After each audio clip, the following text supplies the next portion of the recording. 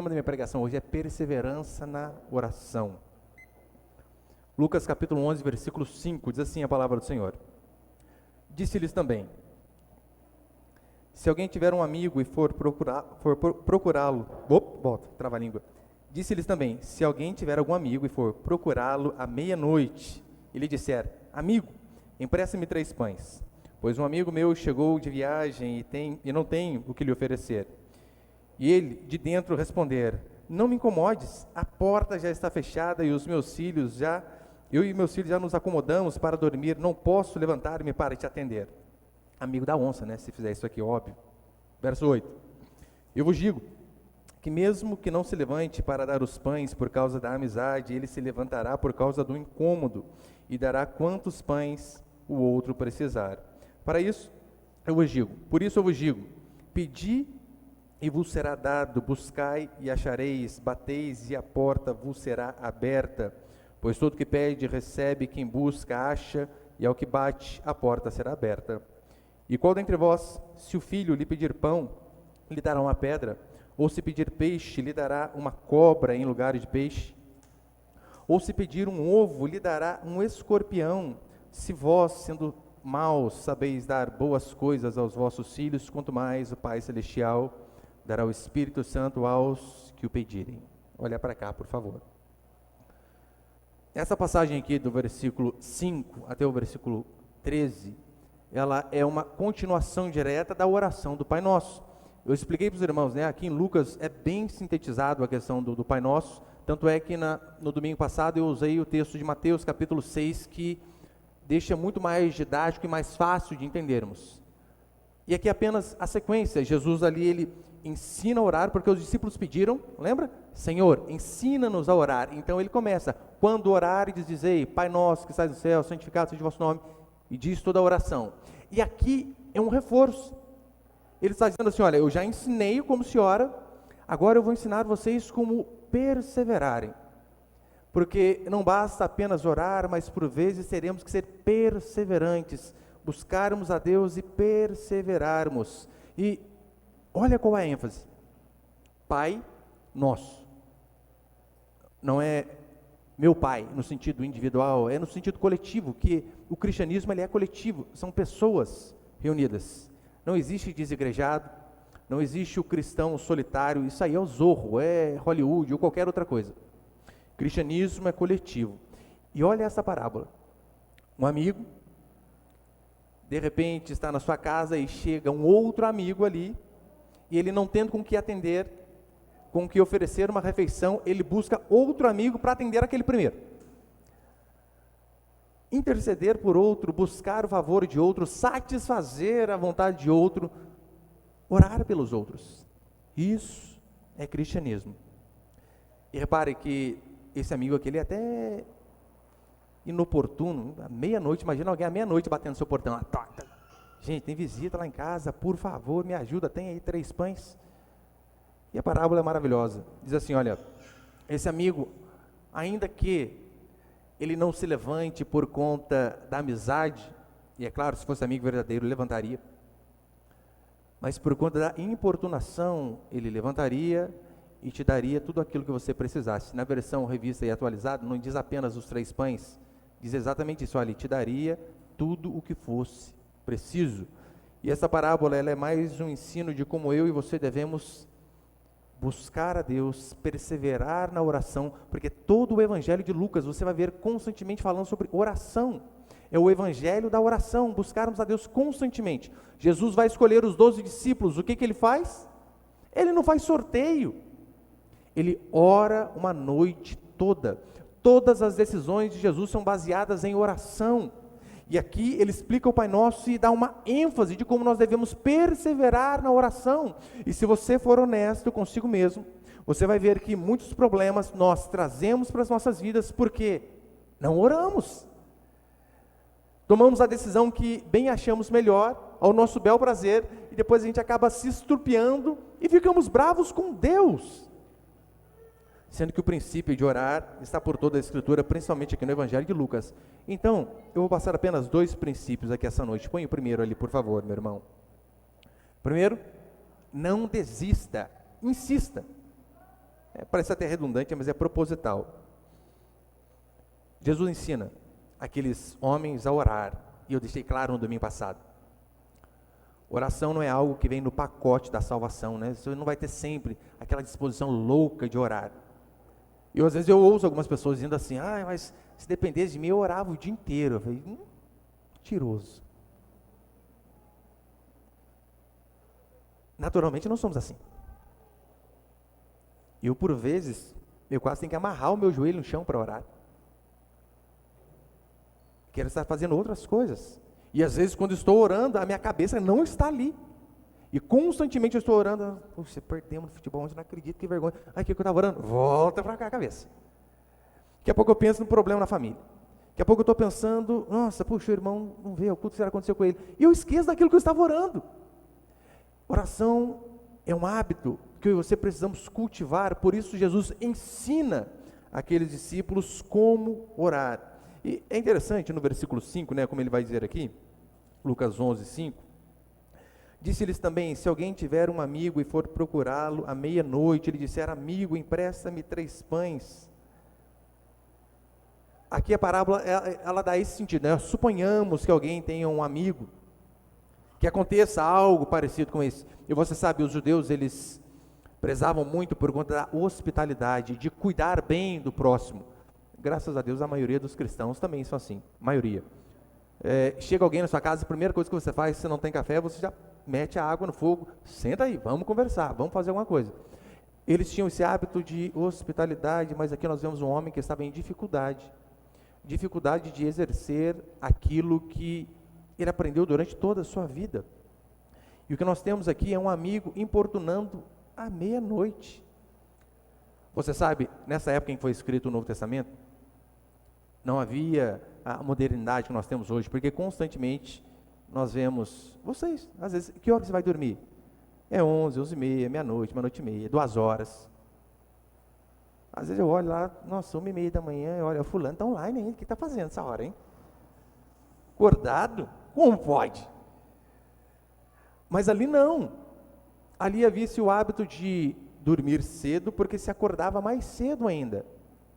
Normalmente as pessoas de roça são assim, né? Minha sogra, ela acorda às 4h30 da manhã, é impressionante. 10h30 o almoço está pronto. E a casa toda limpa já. Mas também deu 8 horas, acabou. Acabou a bateria, dormiu. Este era o hábito. Se dormia cedo, para se acordar cedo. E aqui tem um agravante, olha o que ele diz. Puxa, mas se o seu amigo está lá dormindo já e você vai incomodar ele diz, não, mas calma aí, eu já estou na cama, os meus filhos já estão dormindo, aqui não diz se eram crianças, se não eram. Se for criança é pior, qualquer barulhinho atrapalha. E lembre-se, lá atrás não era porta de blindex que apenas dava a voltinha na chave, não. Via de regra, se havia aquela, acho que é tramela que chama, aquele pedaço de caibro que era colocado atrás da porta, no suporte. Você imagina a barulheira que não dava para fazer aquilo lá. Então, por isso que ele diz, olha, meus filhos já estão dormindo, se for atender você, imagina, abre porta, fecha a porta, vai saber se o chão é de taco, alguma coisa assim, ia trazer muito, muito barulho, ia acordar as crianças. É claro que um amigo verdadeiro, ele não agiria assim, de forma alguma. Mas a resposta de Jesus é espetacular. Ele vai dizer no versículo 8 dessa forma, eu vos digo que mesmo que não se levante para dar os pães por causa da amizade, ele se levantará por causa do incômodo e dará quantos pães lhe pedirem. Como eu disse na versão revista e atualizada, diz assim, e lhe dará tudo o que for necessário, tudo o que você tiver necessidade. Eu sei que aqui nós podemos dizer o seguinte, pastor, mas este amigo, a motivação dele em ajudar o próximo pode ser uma motivação escusa. Ele está pensando nele. Olha, eu vou ajudar o outro para quê? Porque eu quero dormir, porque amanhã eu tenho que acordar cedo. Então, o que você quer? Pega tudo que você quer, deixa eu dormir, pelo amor de Deus. Podia ser essa motivação? Óbvio que podia. Mas repare que a ênfase aqui não está na motivação do homem que atende o amigo, mas na persistência de quem pede, na perseverança de quem busca ao Senhor. O ponto central é, mesmo que um amigo terreno nos ajude com uma motivação escusa, e às vezes pode acontecer, As pessoas nos ajudam, né? Tipo, uma mão lava a outra. Eu faço você rir, mas você me faz rir também. Não é esse o importante aqui da parábola. Ele diz assim, olha, se um amigo pode ajudá-lo por amor a ele mesmo, quanto mais o nosso Pai Celestial. Quanto mais Deus, quando eu e você tivermos necessidade de buscarmos a Ele. Se uma pessoa comum pode nos ajudar com uma motivação errada, longe do nosso Deus e Pai fazer isso, porque essa é a sequência do Pai Nosso. Ele diz, olha, Ele é santo, lembra, Pai Nosso do céu, santificado seja o vosso nome, venha a nós o teu reino. Ele é santo, e esse Deus não tem qualquer motivação errada, Ele não precisa nos subornar. Por isso que eu acho o cúmulo do absurdo, pessoas que querem fazer um trato com Deus. Senhor, vamos fazer um compromisso, eu vou fazer tal coisa e o Senhor faz a sua parte. Criatura, o que você tem que já não é dele? Como barganhamos com alguém, sendo que tudo o que nós temos vem dele? Não há essa possibilidade. Mas a grande lição da parábola é a eficácia da oração conectada à importância de se perseverar orando. Não apenas orar, mas perseverar. No versículo 9 ele vai dizer, por isso eu vos digo, pedi e vos será dado, buscai e acharei, batei e a porta vos será aberta. Peçam, busquem e batam. De uma forma mais prática, o que seria é pedir, né? Primeiro que é um mandamento para mim, para você, peça. Você percebeu que, principalmente nós, eu digo nós aqui, reformados, cristãos reformados, por conta de pessoas que são pidões, que tudo pede para Deus, a gente fica até coagido a pedir alguma coisa, né? Senhor, mas como que eu vou pedir um emprego, um salário maior? Eu não sou digno. Mas você não é, criatura, você nunca vai ser. Você pede justamente por não ser digno. Mas Jesus diz, peça, e o verbo original aqui de pedir, dá justamente essa intenção, de um subordinado pedir algo a um superior. É o soldado que vai pedir uma coisa para o oficial. É este o sentido aqui. E repare, em Lucas capítulo 18, fala sobre a parábola do fariseu e do publicano. Você lembra o que o fariseu dizia? Olha o fariseu orando. Ele não ora assim, Deus, ajuda-me, ser misericordioso para comigo e me dê a graça. Qual era a oração do fariseu? Pai, graças te dou porque não sou como os demais. Jejuo, dou o dízimo, eu sou o bichão mesmo. Em oposição, o publicano, como que ele ora? Bate no peito, nem olha para cima e diz, Senhor, se propício a mim, pecador. E a Escritura diz que este sai dali justificado. Eu e você precisamos primeiro entender que nós estamos na posição de publicano, de pecador, que não estamos em posição de impor nada ao Senhor, mas de pedir, como ele diz, peçam, vocês têm que pedir, especifiquem as necessidades de vocês, por mais que o Senhor sabe, como ele mesmo diz no Pai Nosso, por mais que ele sabe as nossas necessidades, ele diz, peça, abra sua boca. E há uma grande diferença, porque muitos cristãos eles não pedem, eles impõem, e aqui nós não vemos isso, nós não vemos um homem impor algo, mas nós vemos um homem clamar por algo. Este é o padrão da oração, nós não impomos nada a Deus, nós clamamos, nós não decretamos nada ao Senhor, nós nos humilhamos. Tem gente que ora desse jeito, não tem, eu decreto. O que você decreta nada, criatura, você não manda nem no seu cachorrinho, seu cachorro obedece, mas a mulher que você decreta alguma coisa, não decreta. Tem um pastor pentecostal, muito conhecido, e antes eu achava legal, né? Puxa vida, o cara vai pregar em congresso, olha a oração poderosa do cara. Daí você vai amadurecendo, você vai ver, gente, que absurdo, cara. Eu não vou falar o nome dele, você já sabe quem que é, né? Ele está lá, ele vai começar a pregação, ele diz assim, a oração, Senhor, se ainda tenho crédito contigo, ponha 4 anjos nesse lugar, uma leste, uma oeste, uma norte, uma sul. Eu achava o máximo. E cara, esse cara é o bicho, hein? Então você vai crescendo no conhecimento do Senhor e você chega a essa conclusão. Quem tem crédito, gente? Quem pode dizer, Senhor, eu tenho crédito? Ninguém, absolutamente ninguém. É horrível ouvir crentes orando ou incentivando a igreja a orar e dizendo o seguinte: olha, entra em juízo com Deus. Você está louco? É coisa de maluco. Põe Deus na parede. Esse pessoal é doido, gente. Eu imagino um dos meus filhos fazendo isso comigo. Tadinho deles.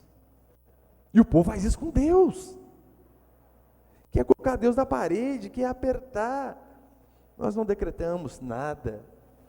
Nós clamamos. Até em relação à vida financeira. Eu amo o padrão do apóstolo João. Olha a oração de João. Não é assim, ó, eu decreto que você vai ser próspero. João ora dessa forma. Eu oro pela sua prosperidade, assim como é próspera a tua alma. O apóstolo do amor, aquele que encostou a cabecinha ali no ombro de Jesus, não decreta nada, mas ele ora para que a igreja seja próspera. Paulo, em suas epístolas, Filipenses, que estamos pregando de forma expositiva nas quartas-feiras, não só Filipenses, várias outras, Paulo começa da seguinte maneira: eu oro, a minha oração é para que vocês cresçam no conhecimento do Senhor. Como que é a oração de Paulo? Senhor, eu declaro que é vitória para o povo de Filipos aqui. A gente vai ser cabeça, não vai ser cauda não. É assim que Paulo ora? Não. A minha oração é para que vocês cresçam no conhecimento. Aquilo que você precisa, você deve aprender a pedir. Pedir da forma correta, mas aprender a pedir. E o Pai Nosso, ele, na segunda parte, ele vai ter o pão nosso, justamente falando das nossas necessidades. E como você está passando alguma aflição, alguma necessidade, e você não ora a Deus por isso. O pão nosso ensina justamente a clamarmos a Deus. E eu falei semana passada, né? Necessidade não apenas de pão, de algo material, mas às vezes é um carro para se trabalhar, é um emprego melhor para você poder mudar da casa que está dando algum problema. Todas essas coisas são necessidades. Tanto é que em Filipenses 4, Paulo vai dizer assim, que nós devemos fazer conhecidas diante de Deus todas as nossas necessidades pela oração e pela súplica. Ore. Eu tenho o hábito de marcar no celular, né, um bloquinho de nota. Por quê? Porque eu tenho tanta coisa para orar que eu tenho que marcar, porque às vezes eu esqueço do que eu preciso.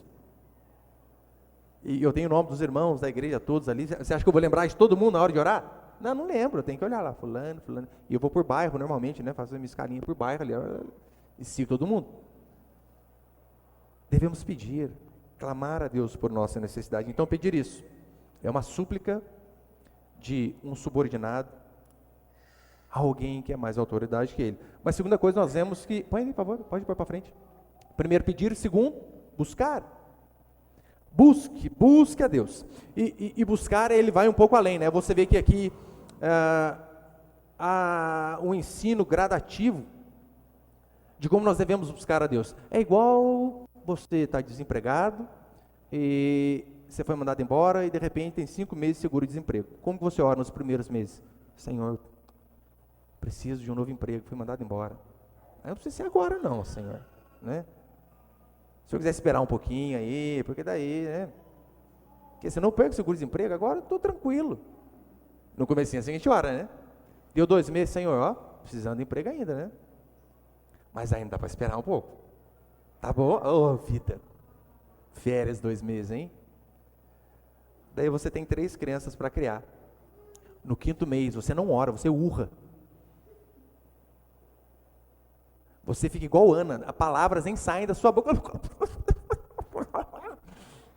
Você não consegue nem falar mais. É assim? Primeiro nós pedimos, depois nós buscamos. E buscar implica em pedir, mas não apenas pedir. Pedir é importante, mas buscar é você pedir, mas você também agir. Você ora, mas ficar parado apenas em casa orando não adianta. Você precisa buscar, se levantar e fazer alguma coisa, ser ativo por suas necessidades. É igual, às vezes eu penso que pessoas acham que o conhecimento da Escritura vem apenas pelo Espírito Santo e pronto, você vai saber tudo. E elas dizem, olha, mas eu queria, né, aprender bastante da Bíblia. E eu falo, o que você faz? Você lê quanto tempo por dia? Não, mas tem que fazer isso? Você quer o quê, gente? Tá certo que a gente não era crente na época, né? Mas eu lembro que a minha irmã, ela quando ela ia ter prova na escola no dia seguinte, ela pegava o caderno aberto, colocava debaixo do travesseiro, colocava o travesseiro em cima e dormia. Eu acho que ela pensava, né, que a matéria ia entrar por osmose no cérebro, ou algo parecido. E as pessoas pensam que nós vamos ser mais sábios desse jeito, sem fazer nada. Buscar eu e você orarmos, mas também agirmos. Pastor, eu quero aprender mais da palavra de Deus, ser cheio do conhecimento da Bíblia. Ora, você precisa estudá-la diligentemente. Você precisa ter períodos diários de estudo, de esforço, buscando a Deus verdadeiramente. Você precisa não faltar aos cultos. Você quer crescer no conhecimento de Deus, mas para você um culto da semana está ótimo. Isso quando dá. Não crescemos em Deus dessa forma. E é óbvio, isso aqui não vale apenas para coisas espirituais, em relação à Escritura, em relação a aprender a palavra, mas vale para tudo. Se você realmente quer avançar na vida, você precisa orar, mas você precisa agir. Olha, estou precisando de um trabalho melhor. Ótimo, ore. Mas faz um cursinho no Senai. Faz um curso técnico em algum lugar, faz um curso de inglês. Aprenda a agir também, dedique-se para aprender algo. Você quer um salário maior na sua empresa, mas você vive fazendo mais do mesmo. Não aumenta a sua produtividade, mas você quer que o salário aumente. Se queremos avançar, precisamos entrar neste segundo princípio, que é você orar, mas você também buscar, você agir. Eu e você precisamos colocar na mente dos nossos filhos que eles precisam aprender um ofício. Independente da vocação que eles tenham no futuro, eles precisam aprender algo. Você precisa, mãe, ensinar a sua filha a cuidar de uma casa. Você, pai, precisa ensinar o seu filho a pegar firme em trabalhos difíceis, porque a vida é dura. Ele não vai encontrar ninguém passando a mão na cabecinha dele quando ele estiver no mercado de trabalho, não. Não tem essa possibilidade de acordar 8h30, 9 horas da manhã. Precisamos ensinar os nossos filhos. Domingo passado eu conversava com o irmão da nossa igreja aqui, adolescente, e ele tem muitas habilidades em relação à culinária, né? Principalmente as coisas doces ali, bolo e tal. E eu dizendo para ele, meu irmão, você precisa procurar um trabalho em relação a essa área que você gosta. E uma coisa que você pode fazer é, vá a alguma confeitaria, algum lugar ali perto de onde você mora, que realmente tem um certo nome, que você vê que as coisas são boas, e se ofereça para trabalhar de graça. Diga lá, olha, vocês podem me contratar, vocês podem me aceitar, eu trabalho um mês aqui, vocês não precisam me pagar. Eu trabalho de tal hora até tal hora, para que eu possa aprender melhor o trabalho. E se depois desse um mês, vocês quiserem me contratar, bem. Se não quiser, não tem problema, eu aprendi algo. Via de regra, se chega alguém assim, lá na sua empresa, se oferecendo para trabalhar um mês de graça, quase ninguém vai rejeitar. Quase ninguém. Aí você se dedica naquele mês ali, mais que os funcionários que estão lá. A probabilidade de você ser aceito é grande. Pastor, isso não funciona. Funcionou comigo. Mandei meu filho para trabalhar um mês de graça no depósito, ficou lá 2 anos e meio. Só saiu porque ele quis trabalhar por conta. Como assim não funciona? Aprenda algo de verdade. Se você quer conquistar alguma coisa, você precisa orar, mas você também precisa agir. Quer emagrecer, mas come igual um pedreiro, irmão. Que jeito, criatura. É necessário mudar os hábitos, mudar a alimentação. Passa fome. Até tremedeira, cai até pressão, se quiser emagrecer.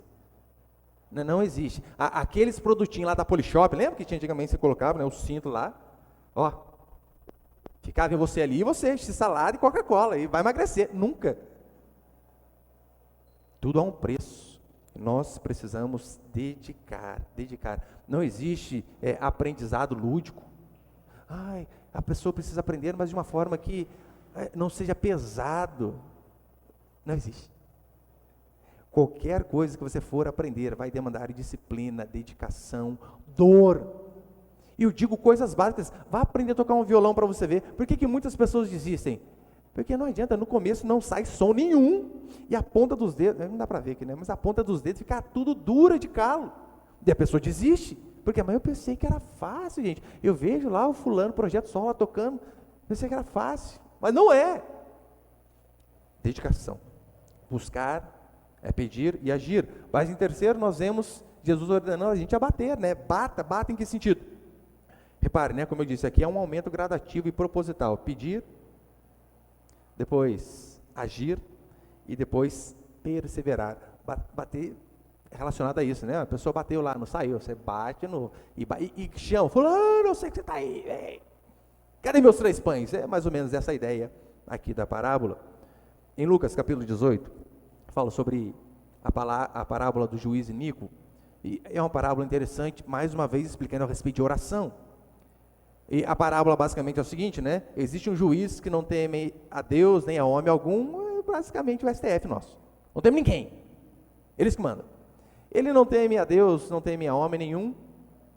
Então fica uma viuvinha importunando ele, julga minha causa, julga minha causa, julga minha causa. E olha o que esse homem diz. Eu não temo a Deus, eu não temo mal nenhum, homem nenhum. Mas porque essa senhora fica me importunando por amor a mim, eu vou julgar a causa dela. E Jesus termina dizendo, quanto mais Deus não fará aqueles que clamam de dia e de noite. Mas a grande pergunta é, você clama de dia e de noite por aquilo que você precisa? Você pede? Você busca? Você bate? O conselho de Jesus é, sejam perseverantes na oração. Quanto tempo você ora por alguma coisa que você precisa? Você coloca um prazo? Deus, eu vou orar aqui 1 mês, se não fizer em 1 mês, não oro mais. Belém, nunca mais pede bem, tchau, acabou. É assim que você faz? Eu já vi pastores orarem pela conversão dos pais por 30 anos, até batizá-los, já velhos.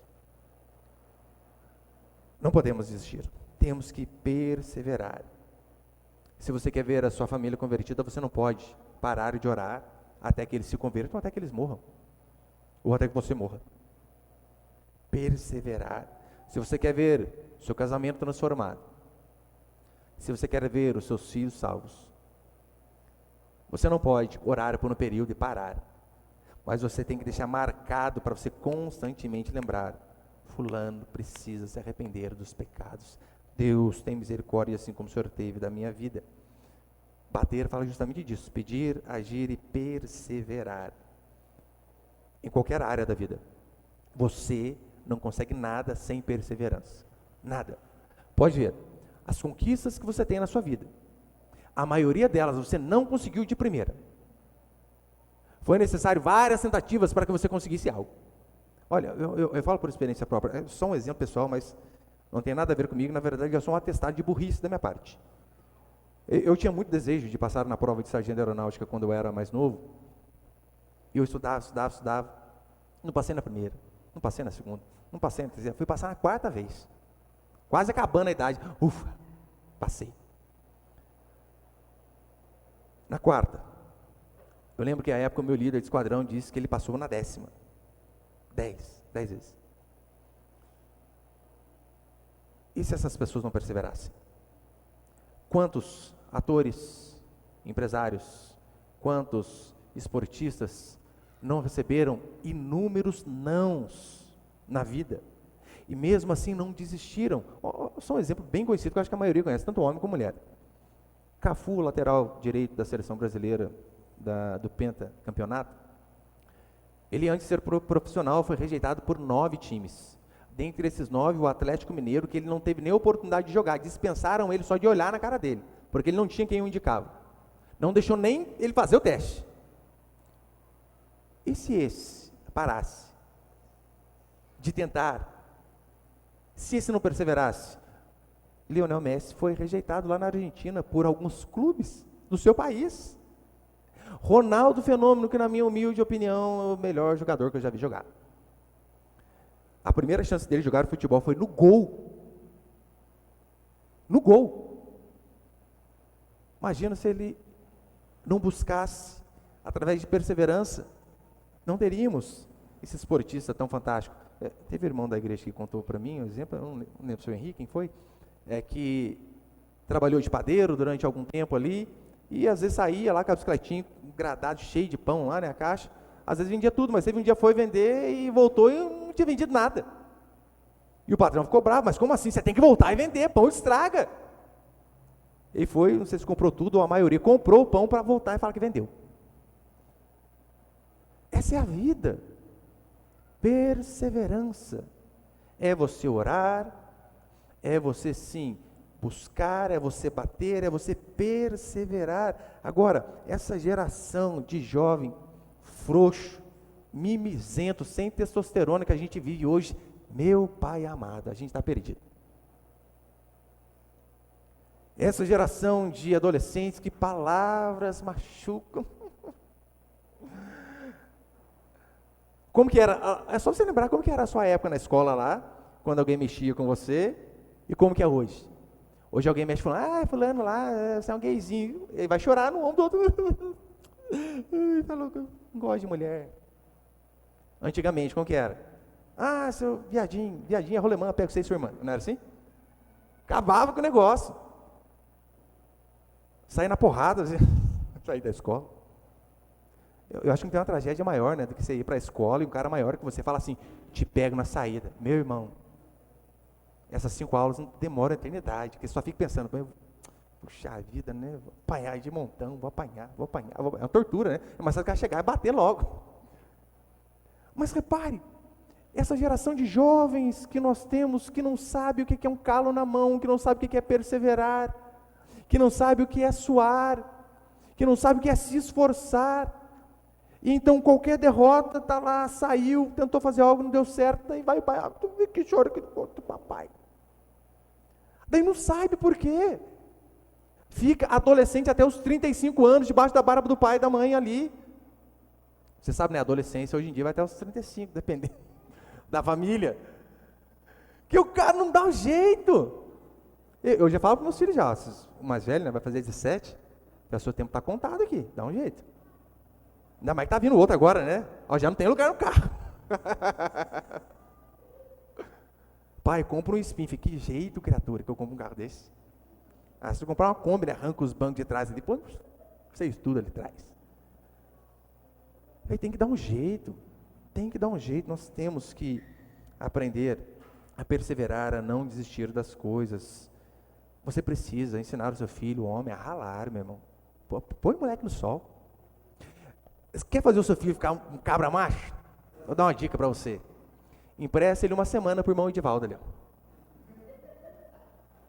Uma semaninha. Meu filho era assim, ele não tomava café fresco, né? Pobre não toma café, não existe a possibilidade dessa, né? Não tem todinho todo dia. Pobre tem que tomar café? Rapaz, eu não gosto. Fez um estágio com o Edivaldo lá no inferno. Era na obra, no inferno não. Tomava tudo o café do irmão. Hoje, o café que tem depois da igreja, ele que faz, aprendeu a gostar de café, porque está na obra, não tem nada para fazer, só café, é café que eu vou tomar. Precisamos, você precisa ensinar sua filha, pelo amor de Deus, lavar a roupinha dela lá, passar um pano, fazer comida, daí tá você igual uma doida, fazendo tudo na casa, e a bonitona. Pelo amor de Deus. Porque você sabe, o pai raiz, ele não suporta ver o filho à toa, né? O filho sentou, o que você está fazendo? Pai, sentem não, vai fazer alguma coisa. Não podemos, temos que ensiná-los a serem homens e mulheres de verdade. E aqui ele vai dizer, né? Qual é o pai natural, que quando o filho pede algo, ele vai tentar prejudicar o filho. Nenhum pai faz isso, nenhum. Então você precisa entender que os nossos filhos precisam crescer, precisam amadurecer, precisam aprender que a vida não é fácil.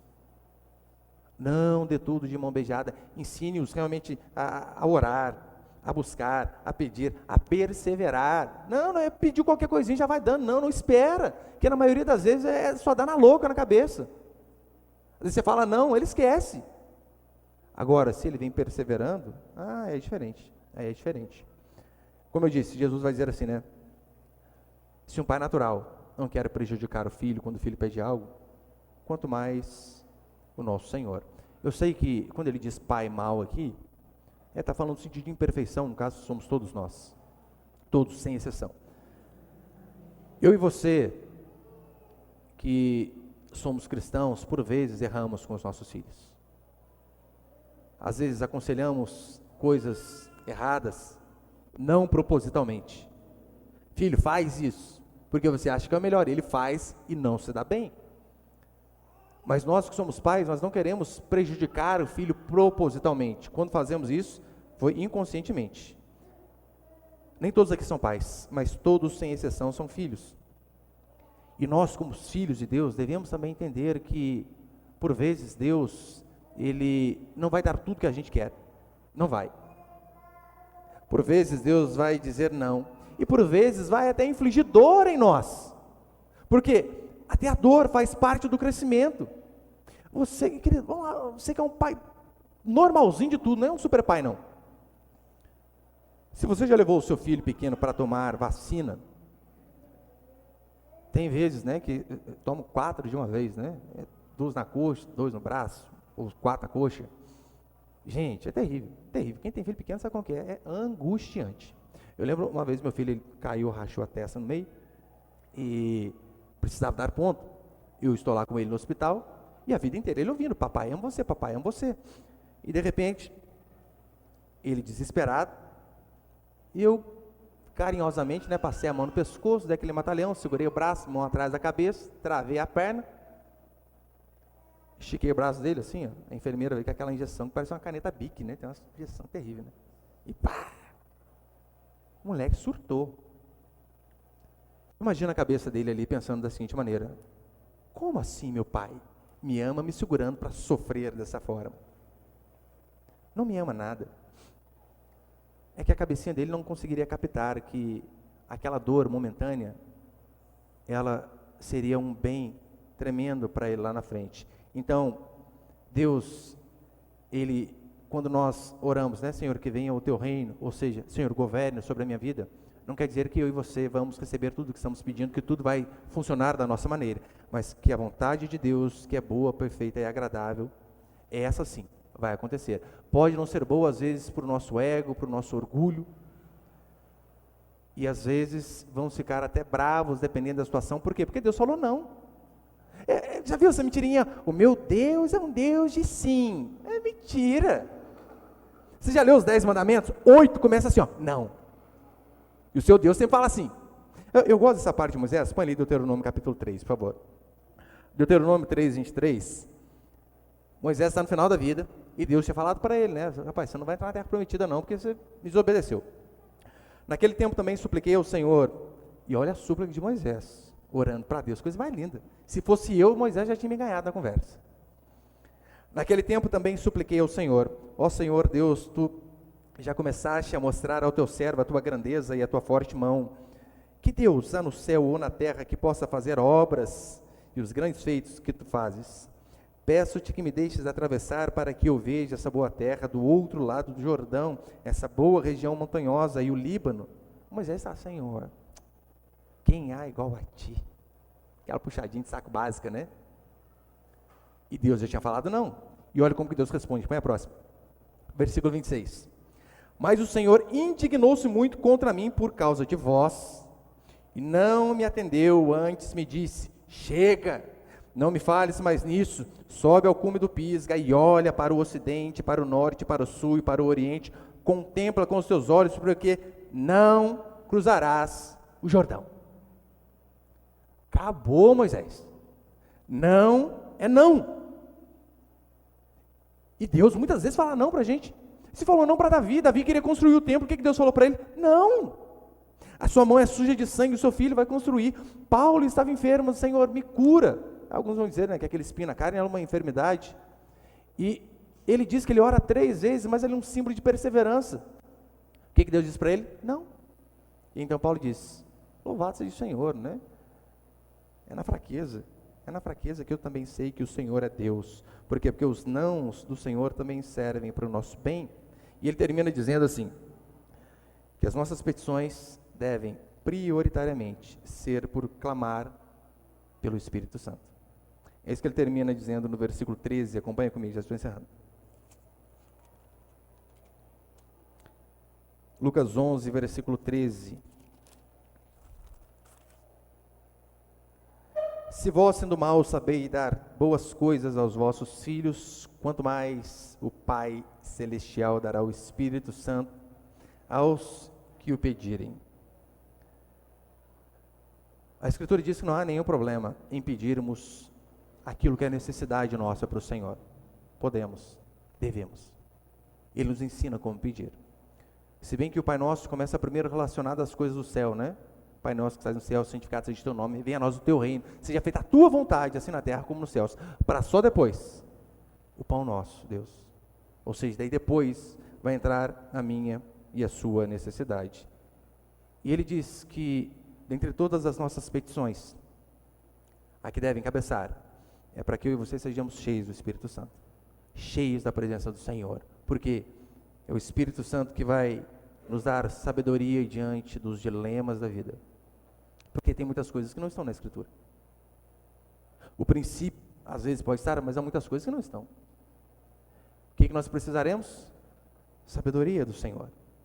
É o Espírito que vai nos trazer paz, mesmo em meio a guerras, tribulações, angústias. É Ele que vai ser a minha e a sua força na hora da tentação. Não é isso que Ele ensina lá no finalzinho do Pai Nosso? Não nos deixeis cair em tentação. Ou seja, você precisa clamar a Deus constantemente: Deus, me encha do teu Espírito, me livra de cair em tentação. E se há uma forma de eu e você termos a nossa oração respondida, é quando nós oramos algo segundo a vontade do Senhor. Eu, às vezes, meus filhos quebram as minhas pernas no sentido figurado, porque eles vêm e pedem algo. Eu falo: puxa filho, pai, tem tanta coisa para fazer hoje, mas ontem o senhor falou que o senhor ia fazer isso, lembra? E daí, puxa, falei que ia fazer, tem que fazer. Nós somos assim, pais naturais. Como você vai saber a vontade de Deus, sendo que você não busca conhecer a Deus? Sendo que você não lê a Escritura constantemente? Agora, se nós criamos o hábito de ler a palavra de Deus e nos enchermos da palavra de Deus e orarmos segundo a vontade dEle, Ele não vai descumprir aquilo que Ele prometeu. Ele não é homem para que minta.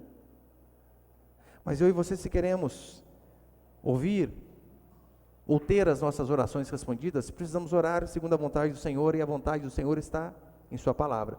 É por isso que eu sempre digo: está precisando de um emprego? Ore. Ore, por quê? Porque é isso que a Escritura diz: do suor do teu rosto comerás. Então você pode e deve clamar: ó Deus, eu estou pedindo apenas um emprego para sustentar a esposa e os filhos que o Senhor me deu. Diante da tentação você deve orar, porque no Pai Nosso está isso, para que nós não venhamos a cair em tentação. Orações como a salvação de familiares, crescimento da igreja, transformação de pessoas, ter filhos. Quantas pessoas às vezes eu vejo: eu queria tanto ter filho. Eu digo: você ora, mas eu não sei se é a vontade de Deus. Eu digo: é a vontade de Deus, pelo menos para a maioria. Leia Êxodo 2, o povo crescia e se fortalecia, crescia e se fortalecia, crescia e se fortalecia. Um dos sinais da bênção de Deus era quando tinha filho, e tinha de bastante. Então, quando nós oramos segundo a vontade de Deus, é certeza do Senhor responder. Pode não ser na nossa hora, pode não ser na nossa maneira, mas Ele vai responder. Mas principalmente que eu e você venhamos a orar constantemente: Deus, me encha do teu Espírito Santo, me encha de sabedoria, me dê a graça de ser a cada dia mais transformado à sua imagem e semelhança, porque se assim o fizermos, o Senhor não vai negar. Amém, meus irmãos? Você pode ficar de pé por um instante então, por favor?